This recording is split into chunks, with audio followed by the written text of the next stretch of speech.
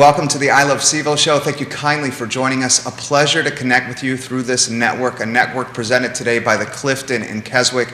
Our friends at the Clifton are building memorable experiences through weddings, events, dinners, happy hour. The Clifton in Keswick, your choice, your solution, your answer for the memories you hold so dearly to your heart. A lot to cover on today's program, and I'm seeing the viewership just booming right now. Home Depot, ladies and gentlemen, has purchased just about all of Fashion Square Mall. I think you're hearing that for the first time right here on the I Love CVille Network, where we have a Charlottesville, Central Virginia, Commonwealth, country, and worldwide audience. I confirmed at roughly 11:46 this morning, so not even an hour ago, this news. Athena Emmans is going to join us. She's the mall manager on Friday at 12:30 on this network. They have big plans, Home Depot, for what is undoubtedly a cornerstone for this area, and a cornerstone that's been somewhat forgotten of late. We know the trials and tribulations, well, mainly the trials of malls, and I think when you get an anchor type of brand and an anchor type of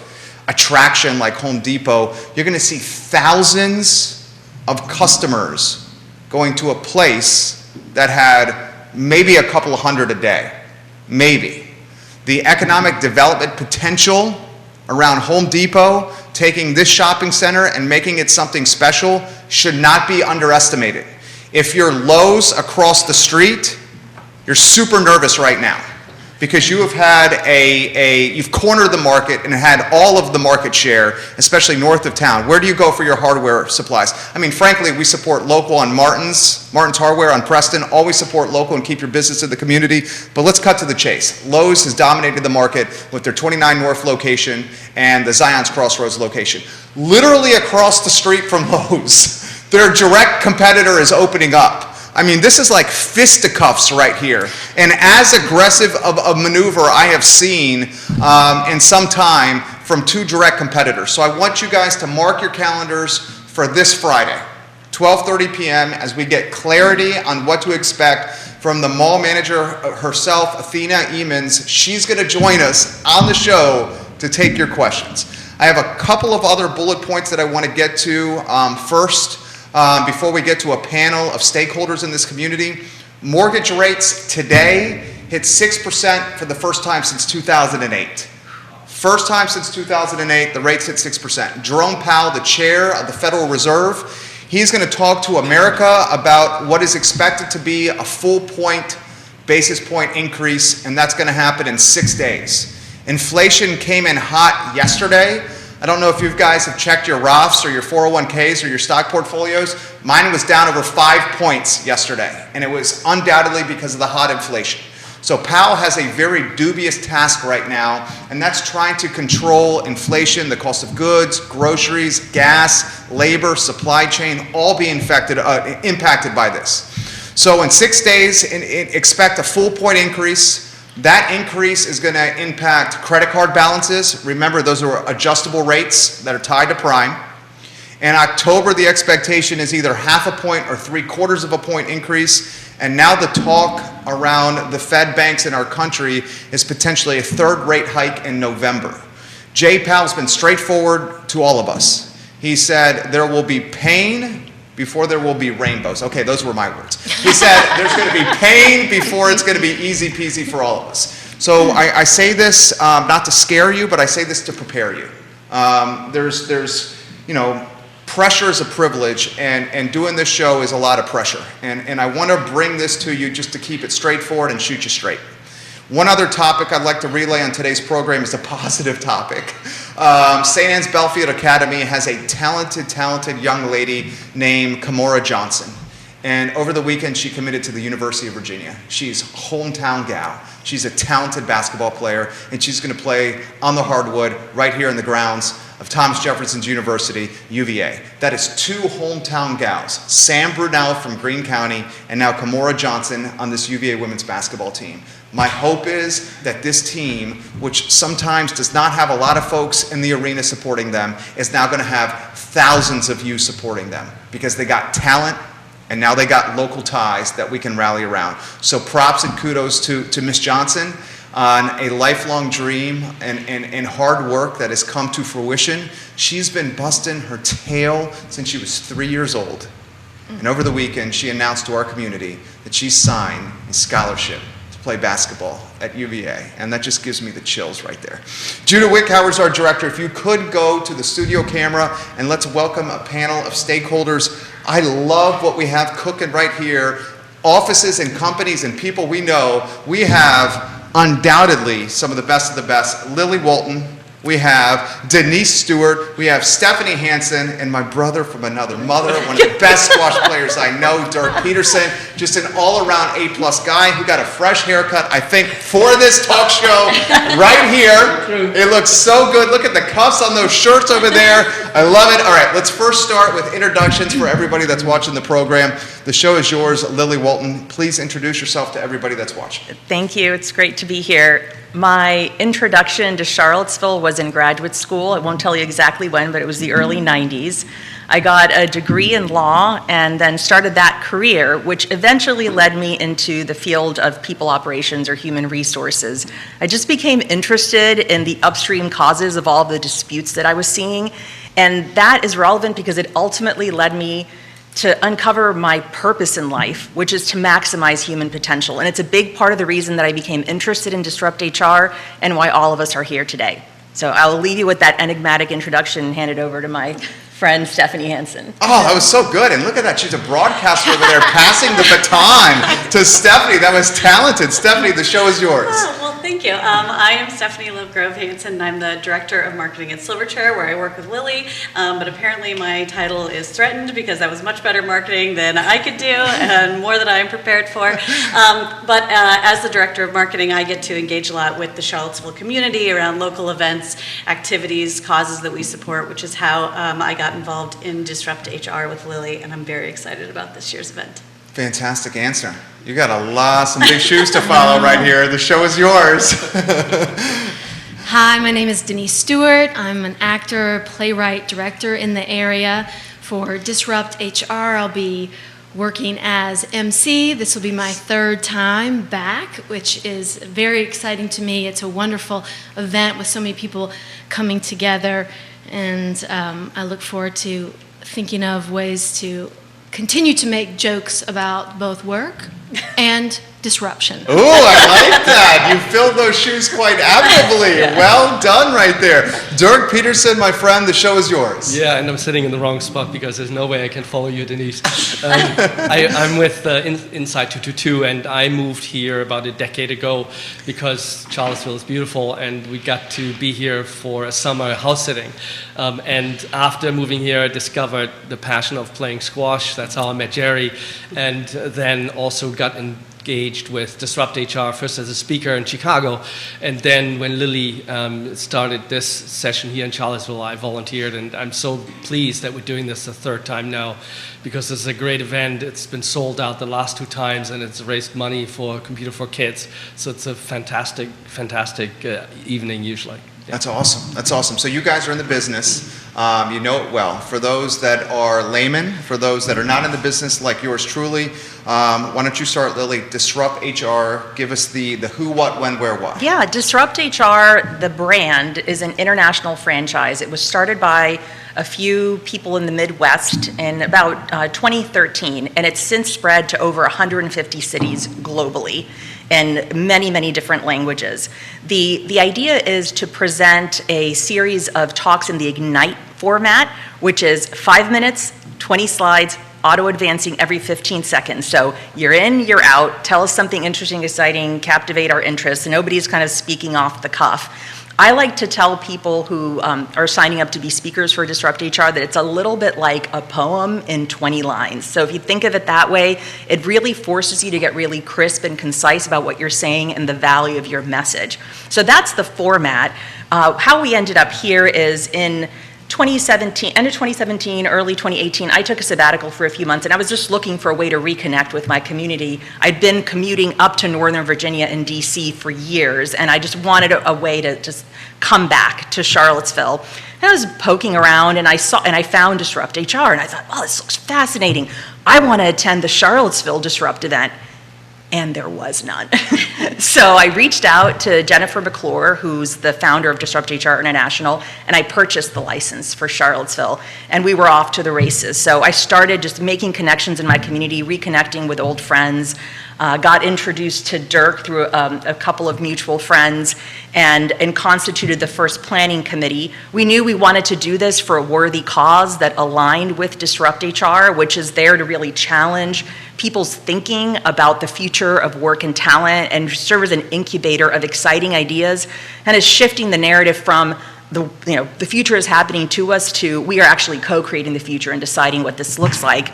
And that's how I became introduced to Kayla over at Computers for Kids. And what Computers for Kids is doing, for those of you who don't know, is absolutely unbelievable. They're taking students in the Charlottesville area from economically underprivileged backgrounds, pairing them with mentors in the STEM industry and coaching them through projects that help to unlock their interests and passions and get them to conceive of themselves as being in these jobs of the future. In fact, creating the jobs of the future for our community. So it's absolutely transformational work and very much in alignment with the spirit and purpose of Disrupt HR. So they became the benefactor of the event at that point and have been so ever since.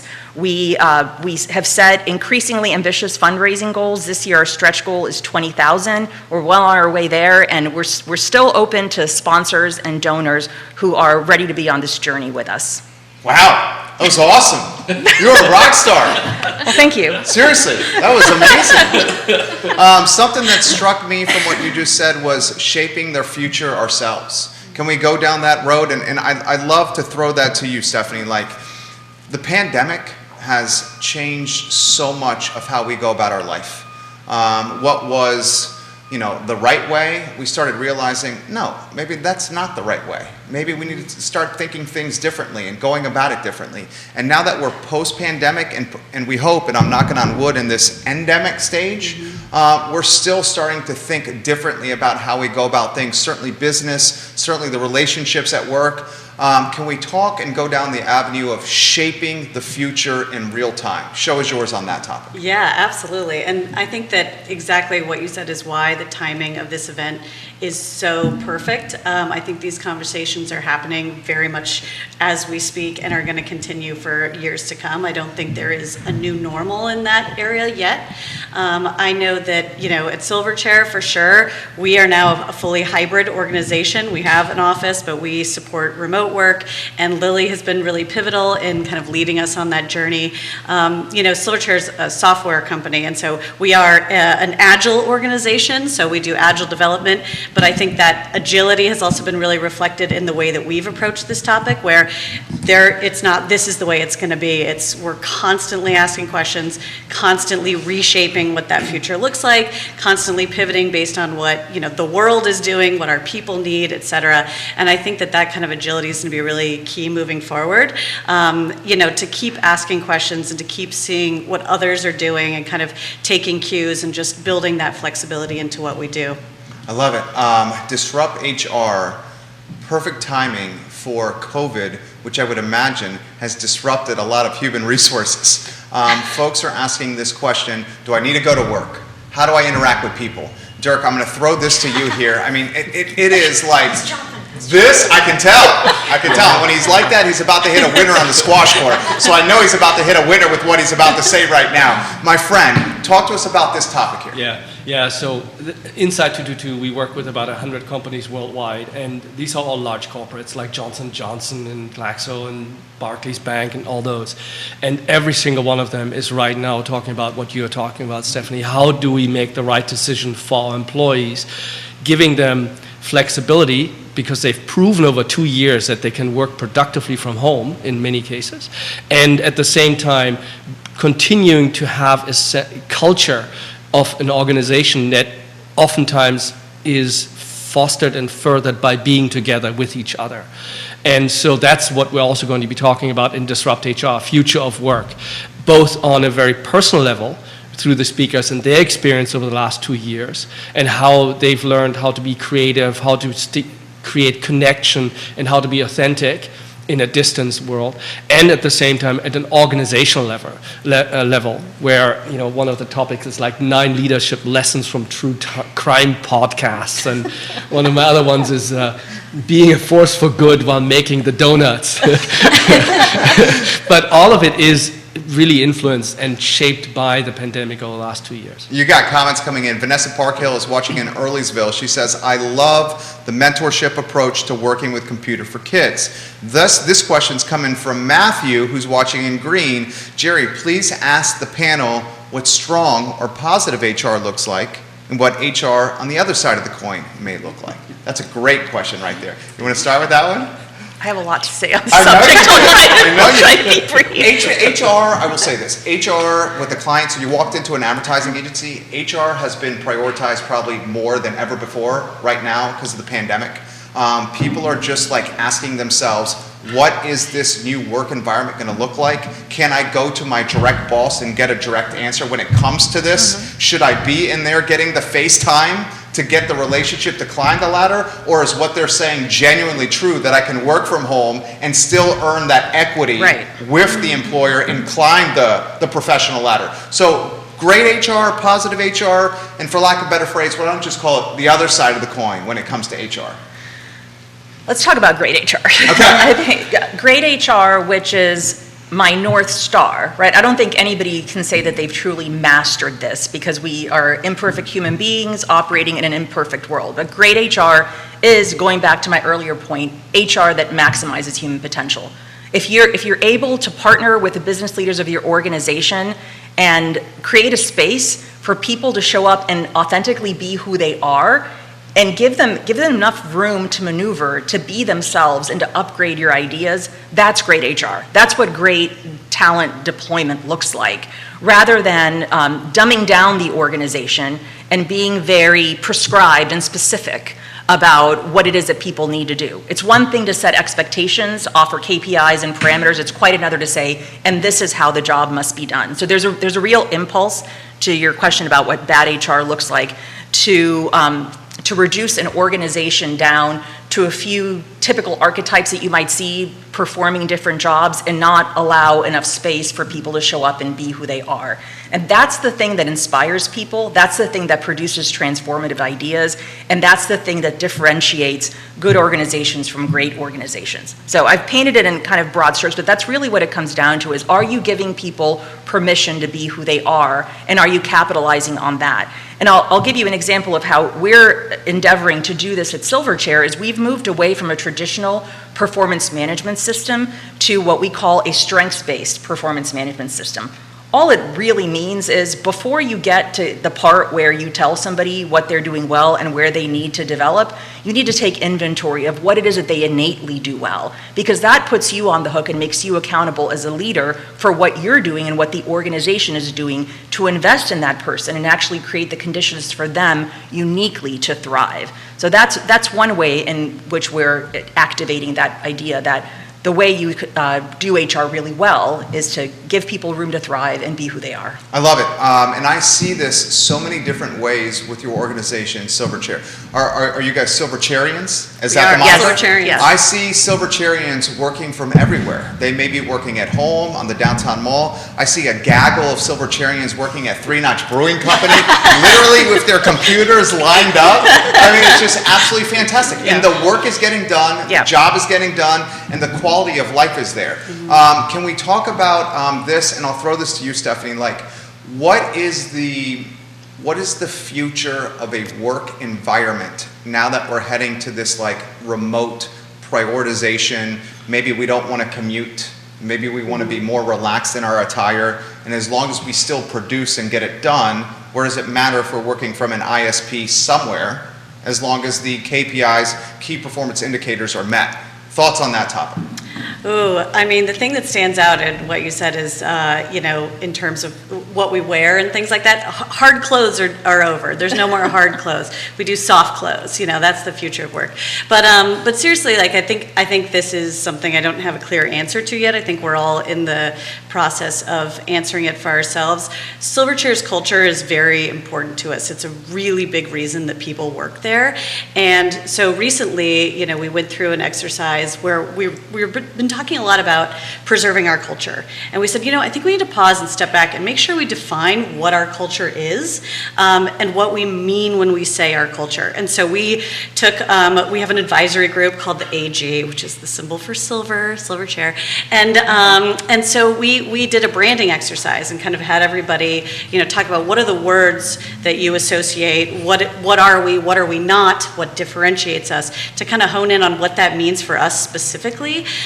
So I think that's a good grounding point, is what do you mean when you talk about your culture? And then from there, what are the activities that support that? And I think that's really important. I mean, from a marketing perspective, I get to interact with Lily a lot in some of our internal culture and internal marketing, but also from an external marketing perspective, I think that the pandemic has forever shifted. It's blurred the lines between the way we talk about ourselves outside of our company and the way we talk about ourselves inside of our company. There's been studies that have shown that, people want to work for a company that they believe in what they're putting out to the world and the way they interact with their clients. Likewise, people want to hire a company that treats their people in a way that reflects their own values. So I think there's a lot of really good interactions between external and internal marketing that I think affects the way that we think about our culture moving forward. We have done over 5,100 hours of live programming on this network, and I think this is the first time the periodic table of elements is mentioned on the program. So you just scored some serious bonus points right there. That was so impressive. The AG reference with Silverchair. Let's get Denise in the mix. Why associate yourself with Disrupt HR? What excites you about it? Well, it's one of those Charlottesville wonders where one of my friends happened to be friends with Lily and said, you know what, you two should meet. Shout out to Kate Bennis. Oh, connecting, come on the show. I know, connecting people all over Charlottesville. But so when I was thinking about it, I thought about the comic potential of what happens when you really can bring an event and get speakers pumped up and get the audience fired up about the subject matter, about work and disruption, which I think, if you think about, I don't know, everything from WKRP in Cincinnati to The Office, you think about work is funny, and work is on our minds, and work is tedious. And I think about, when we think about maximizing human potential, let me give you a trivia question. What did Richard Probst invent in 1964? Ooh. Please tell us. The cubicle. Oh. And then did everybody dig in, right? And it was supposed to be about, this is going to be the work. This is the new work. And I even think about my elementary school, which grabbed onto the idea of the cubicle and brought down the walls, and classes were set up that way. And then it was terrible. Yeah. For all the reasons, if you've watched Office Space, the end of the cubicle must come down. Absolutely. So, thinking about that, it's so much in the heart of us about how we work. And I worry about, this one statistic that I'm sure has really suffered under COVID, because here's another trivia. Do you know what people do more at work than they do at home? What's that? Spend time there? They gamble. Oh, wow. So I don't know how 78% of people say they gamble at work. And so I'm wondering, I don't know how the pandemic has really affected the gambling. Because I think that's a lot of some FaceTime, online time as well. But so as a comedian and as an entertainer and as a person who loves live events, for me, thinking about ways to crack open our speakers and also the audience so that it's as electric as possible, to combine with the speeches that people have worked really hard to bring to us. I love it. So the last 2 years has created almost cliches. Cliche, pivot. The word pivot has become a cliche. Oh, yeah. Supply chain, inflation, it's so in the mainstream, it has literally become cliched here. Another one, but it should be in the mainstream, is the word culture. And you guys have touched on culture already. Millennials, Gen Zers, young millennials, Gen Zers are prioritizing company culture, Dirk, more than ever before. I mean, prior to the pandemic, it was you show up to work 10 minutes, 20 minutes early, you stay 20, 30 minutes late, and you grind, and you keep your head down, and you hope you get your promotion. Yeah. Now we see the great resignation has happened, and company culture has been prioritized over maybe even earning potential. Can you put that in perspective for us and how it applies to you guys? Yeah, I think in culture is clearly being seen now as a factor that drives earning potential. And that's the change, right? That the new generation that's coming on, and also all of us who've worked 2 years at home understand that how important a factor that is to create connection with an organization or not create connection with an organization. And culture drives creativity, culture drives retention, culture drives engagement. And all of those factors, I think, are right now in play. And that's what the Great Resignation is showing, and that's what the drive away from the cubicle is showing, and why a lot of organizations that we work with have actually started to make pretty significant decisions on changing the office space, the way in which the layout is being done, the way in which they bring people together. And they create these interesting models where they try to understand for each category of the employee what type of environment do they need in order to be most effective. So one of the companies I talked to yesterday said we have now 4 different work models. One which is entirely remote, one which is entirely on-site, and then 2 in the middle that are either intentionally on-site or mostly on-site. And so thinking these things through is really new and really interesting, and will require for the next 2 or 3 years a lot of thoughtful design in order to make sure that the culture doesn't suffer but gets strengthened.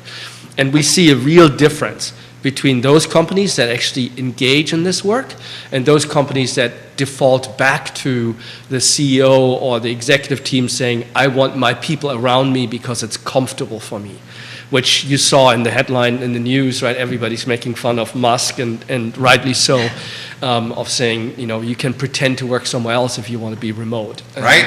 He said you better get in the office. He definitely did say that. Yeah. Exactly. And so that is, I think, the way I see it personally is those organizations will see a return to the office, obviously because their power is with the executive team. But they will also see in 2 to 3 years when those companies that are advancing to be more flexible, to be more aligned with what employees want and needs, the companies that are not flexible will see a great outflow and loss of their best talent. And that, I think, is the reason why this Disrupt event is going to be so exciting and interesting, because we're going to tackle exactly those topics. I have a follow-up for you, Dirk. I want to highlight some of the viewers and listeners here. You got the TV station down the street on the feed right now. Thank you for watching, guys. Aaron King is watching at Feast. MJ Arquette is watching. Johnny Ornalis, the owner of Guadalajara and El Mariachi, watching the program literally as we speak. You got one of the newspapers on the feed watching us here. Let's talk cubicles, tearing down the walls, people wanting to be around people. I'm a people person. There's nothing that energizes me more than being around other people. And the pandemic was so difficult because I crave human connection. Like, I crave it, I seek it. Yeah. This is the challenge I see on the horizon. How do we maintain this, like, people are like bees buzzing around the hive, needing to be around other bees, and that connection with potentially working remotely from an ISP. Yeah. I am totally in favor of tearing down the walls of the cubicle, and I love the open work setting. I mean, look at this place. There's no walls here. It's just one big box here. So this is how we rock. But I'm concerned about the compartmentalization of human talent when working remotely through an ISP. That's an open-ended question. You guys can go anywhere you want on that topic. Well, I'll say a couple of things, and I'll kick it over to your brother from another mother. Oh, I like it. I think what Dirk said about getting curious, analyzing the data about what your people are telling you, and being willing to adapt your work models is directly relevant to the question that you just asked. In early 21, we sent out a couple of surveys to our people at Silverchair, basically asking them, first of all, how do you feel about working remotely? Like, we didn't know, we hadn't asked, we just assumed everybody liked it. Because your team likes an occasional happy hour at Rapture Restaurant in the downtown mall. Let's cut to the chase. You like to be around the other Silverchairians, do you not? Very true. Yeah. Yes, and we're good at that. You're right? very good at that. Yes, and that is, well, anyhow, that's one of the, first of all, people said, I feel more productive than ever. We're a software development company, we work in JIRA tickets, we could see the data. Yes, our people were more productive than ever, but hours logged is not the same thing as productivity. Hours logged is not the same thing as creativity. It is not the same thing as producing high quality work product, right? But we could see that that metric was there. The other thing that they said was working remotely prevents us from community and connection. We've been able to recreate a lot of this online. We still have it. We have incredibly active Teams channels. I won't go into a lot of detail on that, but trust me, there are a lot of them and they're highly specialized and they're very active. And people were kind of missing that connection. But the third thing, and it's the real reason to, why we need to puzzle this out and find ways to bring people together is, it's the capacity for complex collaboration. It's the capacity to innovate, to ideate, to create things together, right? BAU is one thing, BAU is business as usual. It's quite another thing to say, we're gonna do something ambitious together and raise the bar. When you're gonna do that, you actually do need to find a way to bring people together. And now, of course, I know every software company out there is looking for a solution to replicate that online. Got it. You haven't done it yet, right? I still think there is no substitute for So you're saying it's not the metaverse? Yeah, sorry. That's another show altogether. Yeah. Zuck's not right? That's a series, right? That is a series. Sorry, Zuck. I have family members who work there. I need to be careful. But anyway, we haven't figured that out yet. And so at Silverchair, what we've done is said, listen, you work from where you feel most productive. We're not going to prescribe to you where you work. And also, we're going on 3 years into this pandemic, and we've got to figure out what it is that we get out of coming together, because our company has growth ambitions. We're doing cool new things. So we are actually having our first ever company summit in October. We're bringing everybody together from all around the globe for a couple of days, literally of co-working. It's not like a conference. It is like, come together and work, see what that feels like, and then tell us what you think. So we're really excited about what we're going to learn, but that's where we are on this process, is recognizing, yes, productivity, yeah, lots of hours, got it. You can work lots of hours from home, but you're missing the community, which we've tried to solve for through Teams channels and lots of social events, including Rapture and 3Notch and all of that. But the third piece, which to me is the most strategically important, is how is it that we collaborate? How is it that we ensure that we actually are bringing out the best in people and being smart about how we work and not just maintaining? And I think that's exactly the leadership and the manager challenge going forward, is to understand how to be intentional together. Right, to understand when and how to design the time that you spend in person in a way that it is effective to create that trust and to stimulate that creativity and to break through the business as usual. That's hard. Yeah. And that's where everybody's really right now struggling and experimenting, and that's why there will be breakthroughs in productivity in the next few years by those that figure it out. And I think that there really is something in the physical space. We talk about the cubicles, but it really is true. I mean, one of the early things we did was we had a developer suite that was all cubicles. Ripped those out. That's now the library. It has lots of cushy, couches and plants, and it's This is at the hardware store really nice. building? This is at Yeah. the hardware That's awesome. store. Yeah. That's Yeah, awesome. because we weren't having as many people. We didn't need to pack people in. What we needed was spaces for collaboration. And one thing that Lily has spearheaded that's been nice is, instead of requiring people to come to the office, we want to lure people to the office. We want to make the office a place that people actually want to go to, as opposed to requiring them to be there. And I Very think well that's said. great. That was awesome. Questions are coming in for you. Guys, we're making HR like hot and popular and like the talking point right now. This is great. Sounds a surprise. I love it. I love it right now. So this is a great question.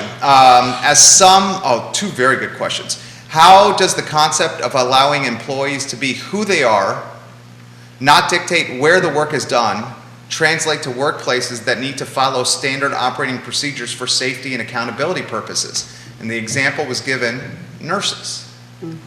That's an interesting one. Who wants to start on that one? You have to comply, right?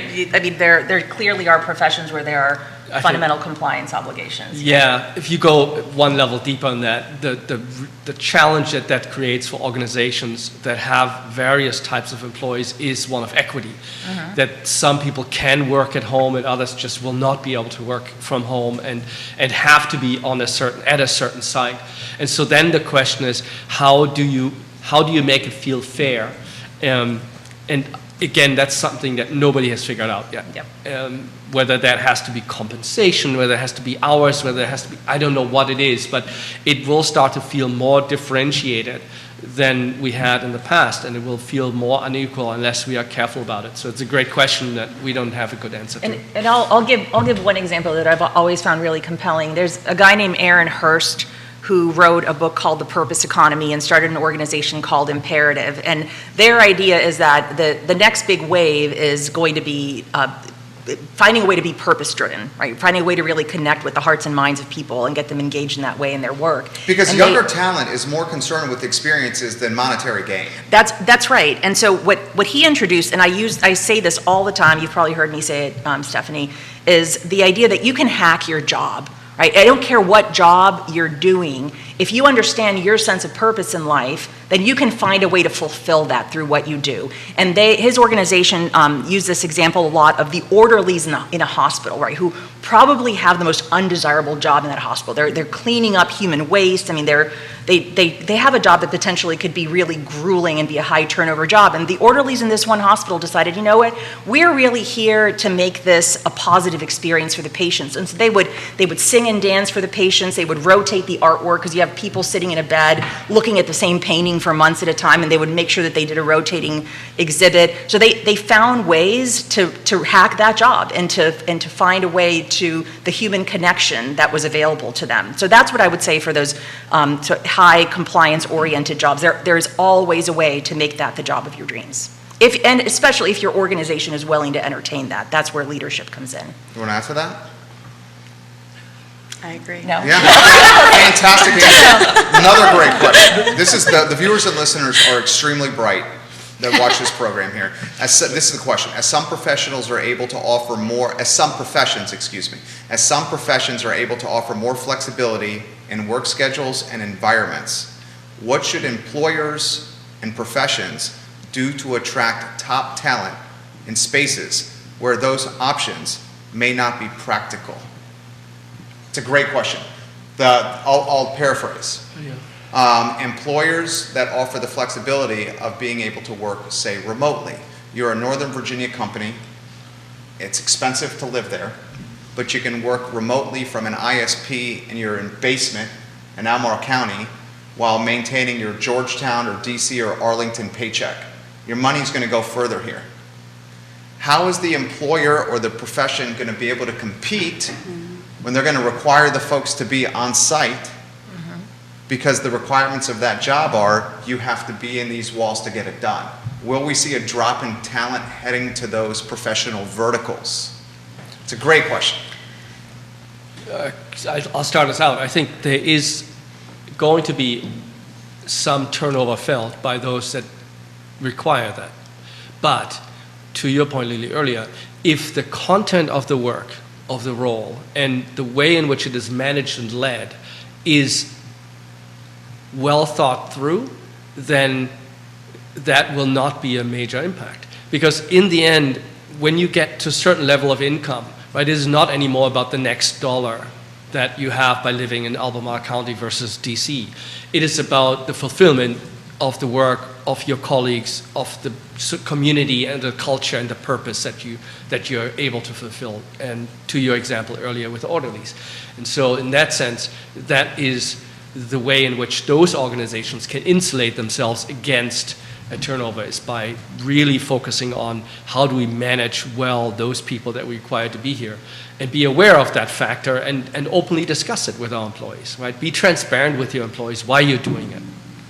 Fantastic answer. I agree. I also think that, the workforce is not homogenous. I am like you. I was desperate to get back to being around people, and I think that there are going to be people like that in the workforce. They'll be like, oh, I'd love to be on site. Actually, that's a bonus, whereas I would hate to work for a place that was only remote.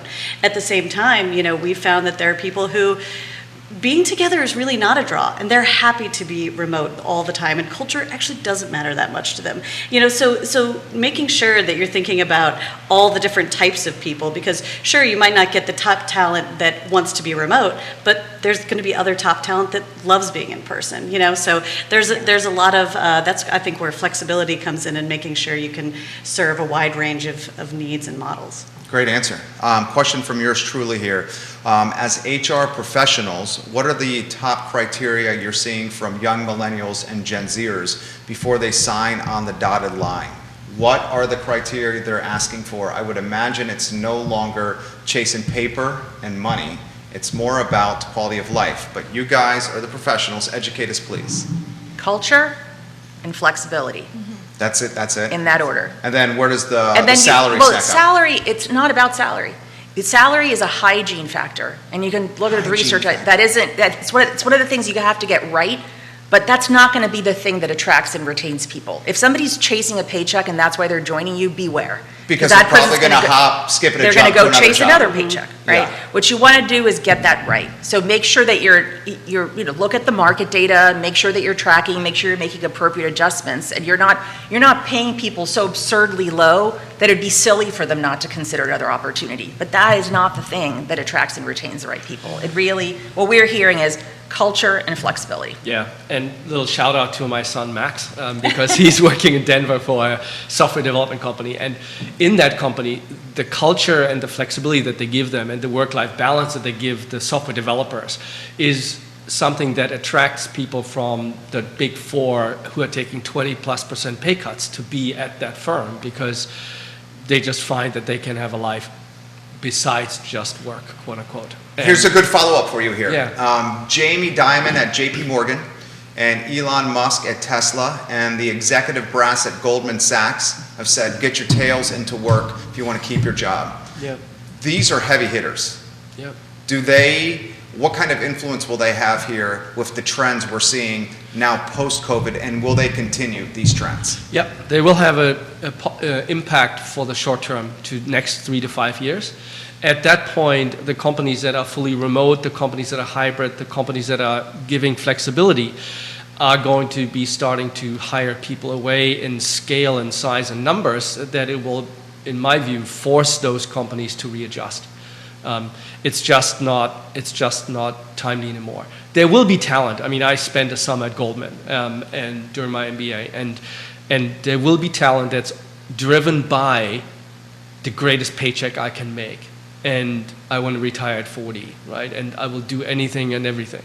But thankfully, I had a girlfriend at the time who told me, you could do that, but not with me. And so I still have that girlfriend, now my wife. That's awesome. I knew you were going there. So I think that the majority of population will not be attracted to that kind of company. Follow-up question for you guys, a deep one, okay? And I keep referencing, Squash here because I see him a lot there. There's a 26-year-old, I won't utilize his name, who's pursuing his MBA at Darden. And I said, what's this going to cost you? And he said his first year alone, he went $117,000 in debt at a 7% interest rate. That's for year one only. Now that's everything. That's a lot of money. Interestingly, and this is a topic for another show, that $117,000 for that first year, he got it in 5 minutes by signing 2 sheets of paper. But we go to try to buy a house, we have to give our firstborn to try to buy a house. That shows you how messed up the financing of higher education is. That's another topic. You should do a show on that. That is a great topic for a show. So here's the question I have for you. If millennials, young ones, and Gen Zers, you have the generational chart, right? That you can show their names. Will you put that on screen, please, sir? Judah, thank you kindly. Look at the screen, guys. He's going to show you what the generations are named. It's about to be on screen here on the show.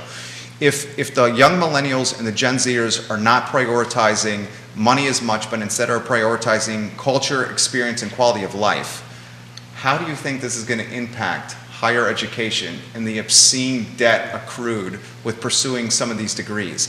This guy is going to come out I'm going to do quick math, $234,000 in debt at a 7% interest rate, and told me it's going to take him some significant time to pay that off. Yeah. Yeah, what you're asking is like, what is the ROI of an education, Exactly right. And that's the business man in me coming out here. Yeah, so you could do a whole podcast series on that. I came from higher ed. Higher ed has been in a process of reinvention probably for well over a decade, with some innovative players understanding that we need to reimagine the value of higher education, offering things like stackable certificates and alternative degree programs. What stackable certificates mean? It's the idea that you can get certificates in different things and they can stack up to a degree. So you're actually gaining value along the way and not having to wait until graduation in 4 years, right? So there are many different innovations in that space to help to bring forward the value for the student and also for the future employer.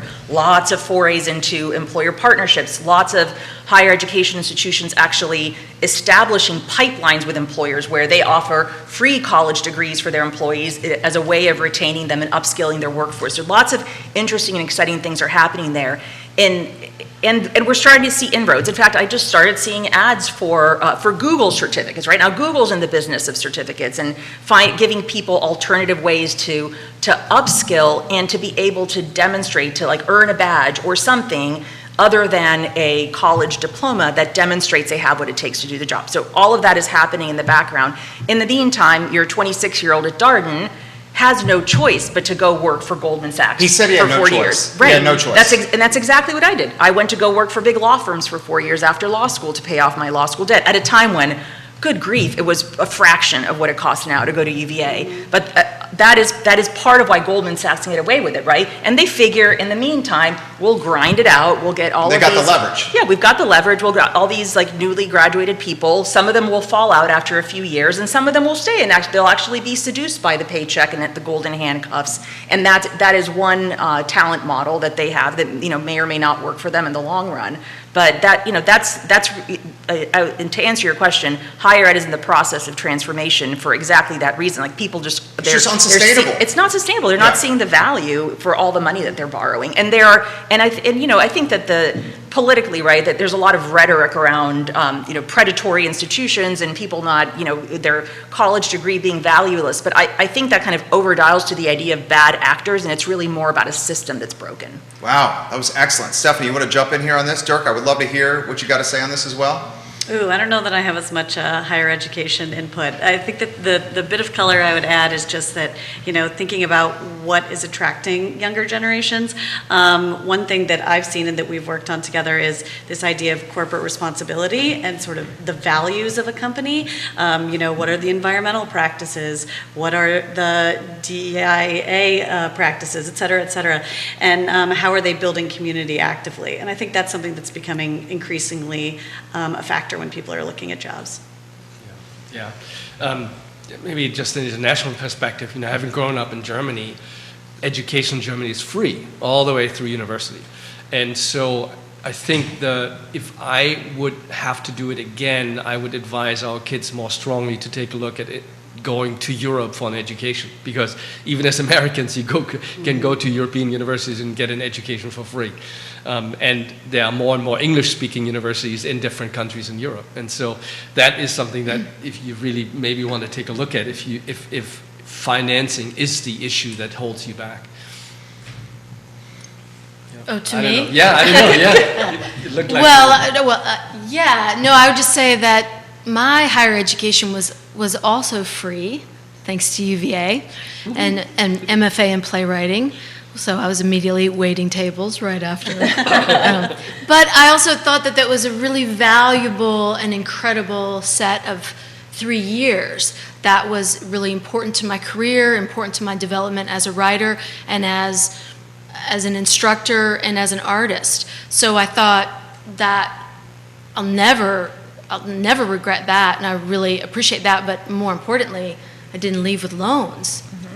And think that what the work that was done to make that possible is the same thing that artists are facing all over the world, really, is how can I make my art and how can I be invested in a place where it's sustainable, challenges that Charlottesville artists face all the time: space, opportunity, and support to make their work. So I think work in general is a really broad topic that people are looking for answers for their own. That speaks to what Lily was talking about, purpose.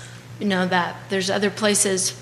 I mean, I was a bank teller at one time, so I've dabbled all over. But I kept coming back to my purpose, which is in the arts. And so to me, I have to make it work there. Well, with your gift is obvious. I mean, you have the gift of human connection and communication.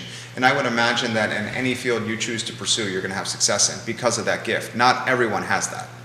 It's tangible. I see it. Oh, thanks, Jerry. Yeah, totally see that. Kimberly Johnson-Carter says, please bring back this panel for a series of discussion on education and how it translates into employment. Great comment right there from Kimberly. More comments coming in. Guys, we're making human resources and HR like in vogue right here. I mean, it's awesome. Kevin is watching in Greenwood, Virginia, one of the thriving suburbs of Crozet, if you may. He says, how do you think virtual reality may impact the workforce in the future? How is virtual reality, I'll throw the metaverse, a topic of conversation with young millennials and Gen Zers? Does that come up at all? It hasn't come up with our workforce, but we are seeing among our customers some evidence that virtual reality is being used very productively to teach and train, specifically people in the sciences and in medicine. So that I'm really excited about that. Again, I am holding out hope that someday we can replicate that the magical human interaction that happens in a co-located environment and do that virtually. But for now, I'm seeing that there are a lot of important applications in just training people up on things that they have to do manually without having to come together or use expensive equipment. This question has come in for Mr. Petersen. They've acknowledged you as Mr. Petersen over here. Mr. Petersen, and I will throw it to through the ladies as well here. How is the degree prioritized by the employer?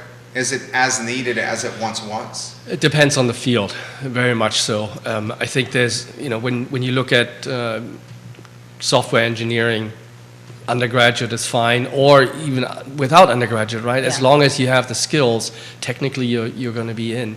But if you go into any kind of business, I know the thing that my MBA and I think a Darden MBA gives you is great flexibility in your career, right? I've changed careers from investment banking to project management, international development to HR and back, and so it's just something that I really appreciate about that investment that I made into the graduate degrees, but it really is not necessarily in all areas. The continued learning is important, right? And so to bring it back to human resources, one of the things that we do in Inside 222 is we have this part of our organization that's called My HR Future. And My HR Future is a series of learning journeys and learning pathways for HR professionals to upskill on the analytics side and to really bring that data-driven, evidence-based decision-making to their work. Because having come out of finance myself, that's why I started my career, it was kind of shocking to see how little data was being used to make decisions about humans in organizations, and how inconsistent the decisions were from manager to manager, from department to department, and having a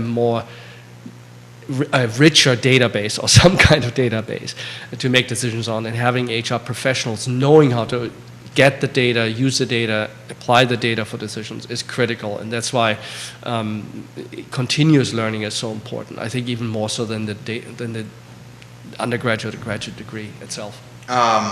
Most challenging question has come in. Yeah, you guys ready for this one? Let's do it. This question's a very good one.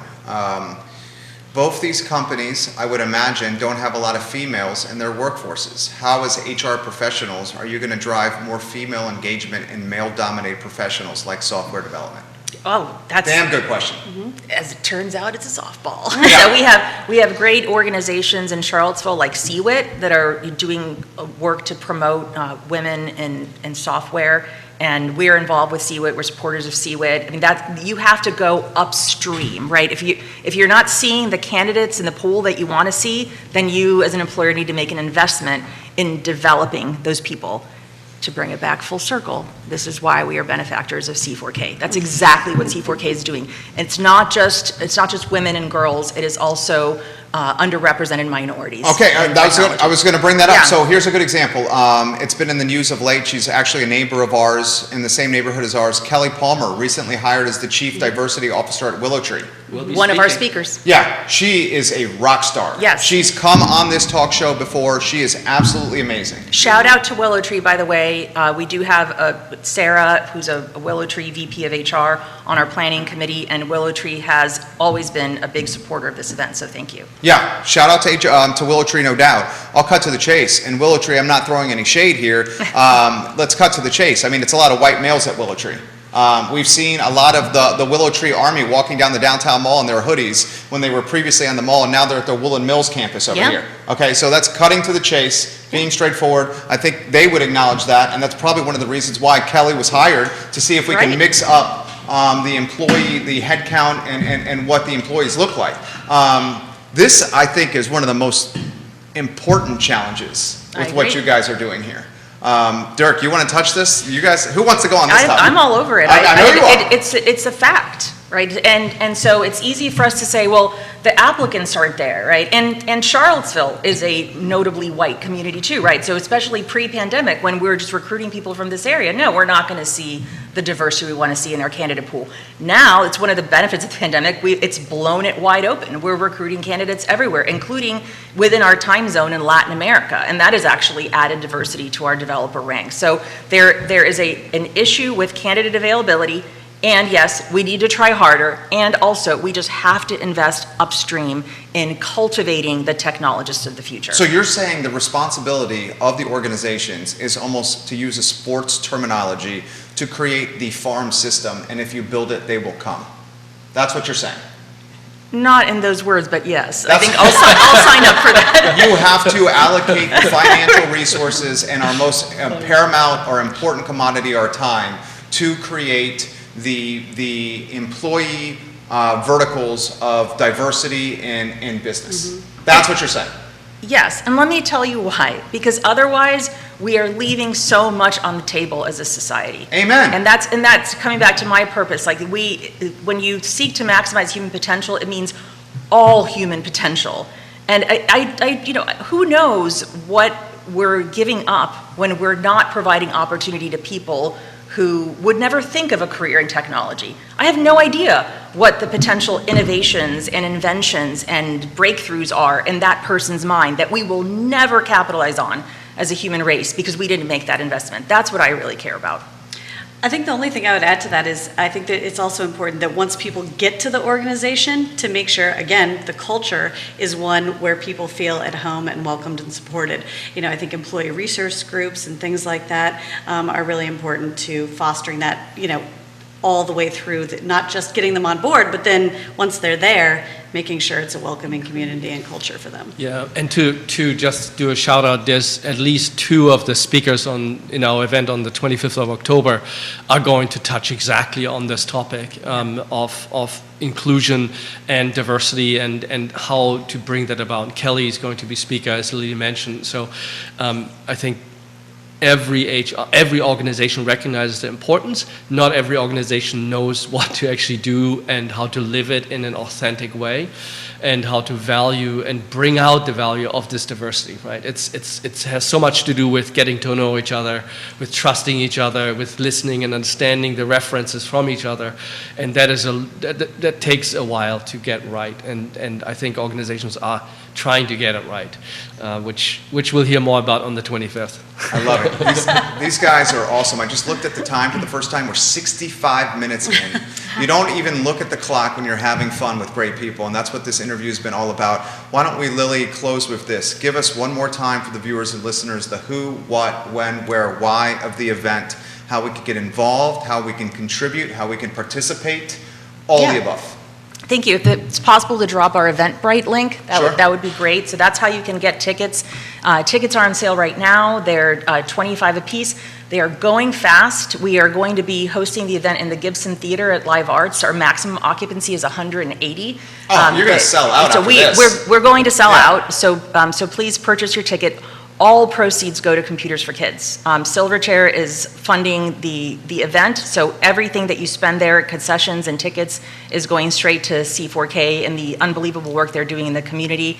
The event is Disrupt HR. We are a franchise of Disrupt HR International here in Charlottesville, and for the 3 years we've produced this event, we had to suspend it for 2 years due to something I like to call coronavirus.